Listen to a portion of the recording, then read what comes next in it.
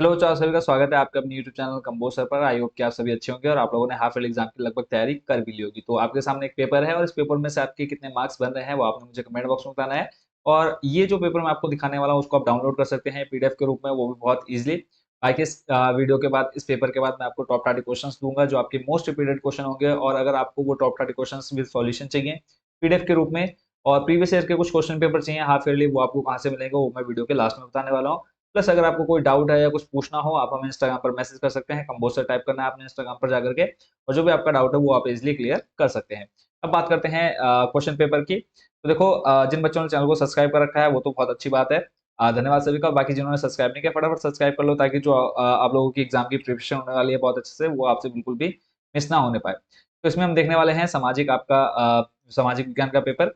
ठीक है, तो यहाँ पे आप क्लियरली देख पा रहे हैं अर्धवार्षिक परीक्षा 2023-24 विषय आपका सामाजिक विज्ञान, कक्षा 9, पूर्णांक आपका 80 नंबर है, समय 3 घंटा रहने वाला है।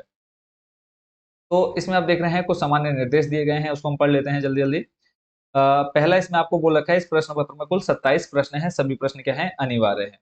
ये तो आपको क्लियर है, टोटल ये पता चल गया कि आपके कितने टोटल प्रश्न है इसमें, 27। ठीक है, इन सभी प्रश्नों को आपने अच्छे से करना है और किसी भी प्रश्न को छोड़ना नहीं है। उसके बाद बात करते हैं नेक्स्ट। देखो, सेकंड जो आपको दे रखा है कि प्रत्येक प्रश्न के अंक उनके सामने दिए गए हैं, और आगे बोला है प्रश्न संख्या एक बहुविकल्पीय प्रश्न है जिसमें 8 उपखंड है, दिए गए विकल्पों में से एक को चुनना है, प्रत्येक उपखंड एक अंक का है। फिर है प्रश्न 2 से 9 तक प्रश्न, इसको आप पढ़ लीजिएगा वीडियो को रोक करके। सीधा हम चलते हैं क्वेश्चन पर।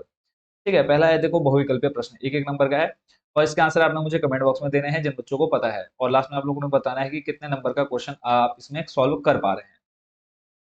पहला प्रश्न है देखो, 18वीं सदी में फ्रांसीसी समाज विभाजित था, कितने स्टेट में, 5, 4, 3 या फिर 2। सही आंसर आप लोगों ने कमेंट बॉक्स में देना है। नेक्स्ट चलते हैं आपके नंबर सेकंड पर। इसमें कहा है निम्नलिखित में से कौन प्रथम विश्व युद्ध के दौरान रूस का शासक था, लुई 16वां, जॉर्ज निकोलस सेकंड, लेनिन या फिर कार्ल मार्क्स। तीसरा है जर्मन संसद को किस नाम से जाना जाता है, राष्ट्रीय संसद, जर्मन विधायिका, राइक स्टेग या फिर एस्टेट जर्नल। चौथा है आपका निम्नलिखित में से कौन सा अक्षांश भारत को दो बराबर भागों में विभाजित करता है, भूमध्य रेखा, कर्क रेखा, मकर रेखा या फिर आर्कटिक रेखा। नेक्स्ट है आपका फिफ्थ नंबर, भारत के पूर्वी भाग में म्यांमार के साथ सीमा रेखा को बनाने वाली पर्वत श्रृंखला को सामूहिक रूप से क्या कहा जाता है, हिमाचल, उत्तराखंड, पूर्वांचल या फिर इनमें से कोई नहीं। अगला प्रश्न है 6 नंबर, लोकतंत्र का अर्थ क्या है, शासक जनता द्वारा चुने जाते हैं, शासक जनता द्वारा नहीं चुने जाते हैं, शासक जनता द्वारा मनोनीत होते हैं, इनमें से कोई नहीं। तो जो भी आंसर ठीक लगता है अपने आंसर मुझे कमेंट बॉक्स में देना है। नेक्स्ट है आपका 7 नंबर, भारतीय गणतंत्र गणराज्य का क्या अर्थ है, वंशानुगत शासक, राज्य देश का मुखिया जनता द्वारा चुना जाता है, मुखिया मनोनीत होता है, उपरोक्त में से कोई नहीं। तो 7 आपके हो चुके हैं। नेक्स्ट चलते हैं आपके अगले प्रश्न पर। इसमें आपसे कहा निम्नलिखित में से कौन सी रबी की फसल है, गेहूं, ज्वार, चावल या फिर उपरोक्त सभी। तो इसका आंसर आपने कमेंट बॉक्स में देना है। नेक्स्ट आपके यहाँ से स्टार्ट होते हैं अति लघु प्रश्न जो कि एक एक नंबर के हैं। पहला है, इसमें आप देख रहे हैं उत्पादन के, ये जो आप देख रहे हैं टिक लगे हुए, ये ऑफलाइन जो बच्चे यहाँ आते पढ़ने के लिए उनको मैंने सॉल्व कराया है उनसे क्वेश्चन पेपर, तो जितने उन्होंने किए हैं तो उन्होंने यहाँ पर टिक लगा रखा है। उत्पादन के 4 मुख्य कारक घटक बताइए, मनरेगा का पूरा नाम लिखिए, संविधान क्या है, आपदा से आप क्या समझते हैं, भारत की कौन सी 2 प्रायद्वीपीय नदियां गर्त से होकर जाती हैं, तो आपसे आप क्या समझते हैं, प्रथम विश्व युद्ध में किन देशों ने गठबंधन शक्तियों का गठन किया, नेपोलियन बोनापार्ट किस प्रसिद्ध युद्ध में पराजित हुआ था। उसके बाद आपके 3-3 नंबर के प्रश्न यहाँ से स्टार्ट होते हैं, लघु उत्तरीय प्रश्न। 18वीं सदी में फ्रांस में कौन सा सामाजिक समूह मध्यम वर्ग के रूप में उभरा था। फिर है, जर्मनी में जनसंहार युद्ध से आप क्या समझते हैं, भारत के केंद्र शासित प्रदेशों के नाम लिखिए, बांगर एवं खादर में क्या अंतर है, वर्णन कीजिए, लोकतंत्र नागरिकों की गरिमा कैसे बढ़ाता है, उन देशों के उदाहरण दीजिए जो समान मताधिकार प्रदान नहीं करते हैं, नेल्सन मंडेला के बारे में आप क्या जानते हैं। अगला प्रश्न है, भारतीय संविधान की उद्देशिका के कुछ आदर्शों को लिखिए। प्रश्न नंबर 18 है, समान भूमि पर उत्पादन बढ़ाने के विभिन्न तरीके क्या हैं, किन्हीं 3 उदाहरणों को लिखिए। फिर है, आर्थिक लाभ के आधार पर विभिन्न गतिविधियों, क्रियाकलापों का वर्गीकरण कीजिए। नेक्स्ट आपके स्टार्ट होते हैं दीर्घ उत्तरीय प्रश्न, 4 नंबर के। पहला प्रश्न जो इसमें आप देख रहे हैं 20 नंबर, शिक्षा के क्षेत्र में सरकार की विभिन्न नीतियों का वर्णन कीजिए। किस है, हरित क्रांति के क्या लाभ हैं, किन्हीं 5 लाभों को लिखिए। फिर है 22, दक्षिण अफ्रीका में अलगाव प्रथिकरण का क्या अर्थ था। 23 है, उन लोकतांत्रिक अधिकारों के नाम लिखिए जो फ्रांसीसी क्रांति के पश्चात आज हमें प्राप्त हुए हैं। 24 है, निम्नलिखित में से किन्हीं दो प्रकरणों विषयों पर संक्षिप्त टिप्पणी लिखिए। पहला है आपका कूलक, ड्यूमा या फिर उदारवादी। तीनों में से किसी दो पर आपने लिखना है बारे में। फिर 25 नंबर, सुनामी शब्द से आप क्या समझते हैं? सुनामी आने के किन्हीं तीन कारण बताइए। 26 है, हिमालय तथा अपराशिदीपी नदियों में किन्हीं तीन महत्वपूर्ण अंतरों को लिखिए। फिर 27, भारत के राजनीतिक रेखा मानचित्र में निम्नलिखित को उपयुक्त चिन्ह के साथ समुचित स्थान पर दर्शाइए। ठीक है, और देखो ये आपका लास्ट क्वेश्चन है और मैप इसमें आपको भरना पड़ेगा, मैप में आपको दिखाना पड़ेगा सब।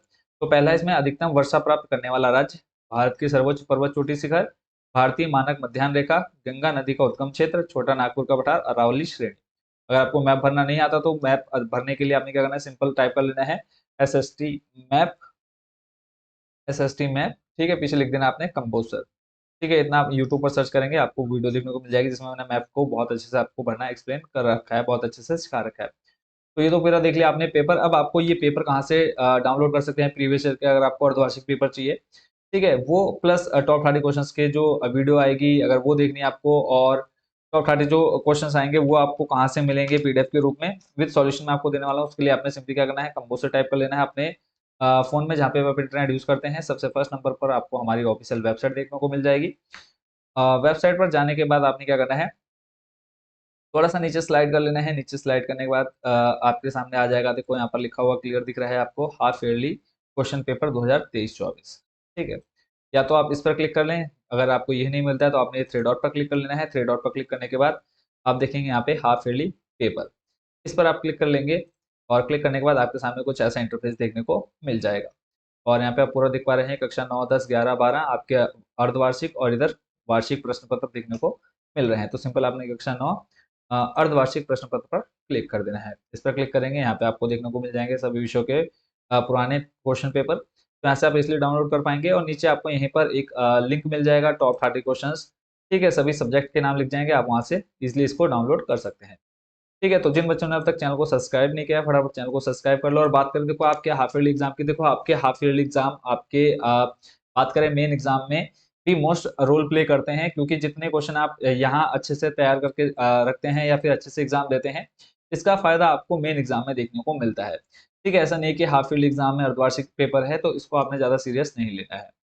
तो देखो इस अर्धवार्षिक पेपर को भी आपने बहुत अच्छे से तैयार करना है, किसी भी क्वेश्चन को छोड़ना नहीं है। भले ही आपको एग्जाम में उस क्वेश्चन का आंसर नहीं आ रहा है, फिर भी आपने कुछ ना कुछ उससे संबंधित लिख करके आना है, ताकि एग्जामिनर उसमें भी आपको मार्क्स छोड़ पाए। कई बार क्या होता है, बच्चे सोचते हैं कि अब इसका क्वेश्चन तो मुझे बिल्कुल भी नहीं आता, मैं इसको क्या कर देता, छोड़ देता हूँ। वहां पर अब आपकी जो प्रोबेबिलिटी होती है मार्क्स आने की, वो क्या हो जाती है, बिल्कुल जीरो हो जाती है। बट अगर आप उस एग्जाम में मान लो कोई आपको पेपर नहीं आ रहा, आपके पास टाइम भी है, कोई क्वेश्चन का आंसर नहीं आ रहा, आपके पास टाइम भी है, तो आप क्या कर सकते हैं, उस टॉपिक पर बना करके कुछ अपनी तरफ से लिख सकते हैं। एग्जामिनर वहां पे आपका नंबर 100% दे करके जाएगा ही जाएगा। तो इस चीज को आपने ध्यान रखना है। बाकी मिलते हैं बहुत जल्दी टॉप 30 क्वेश्चन का। Thank you so much watching for this video.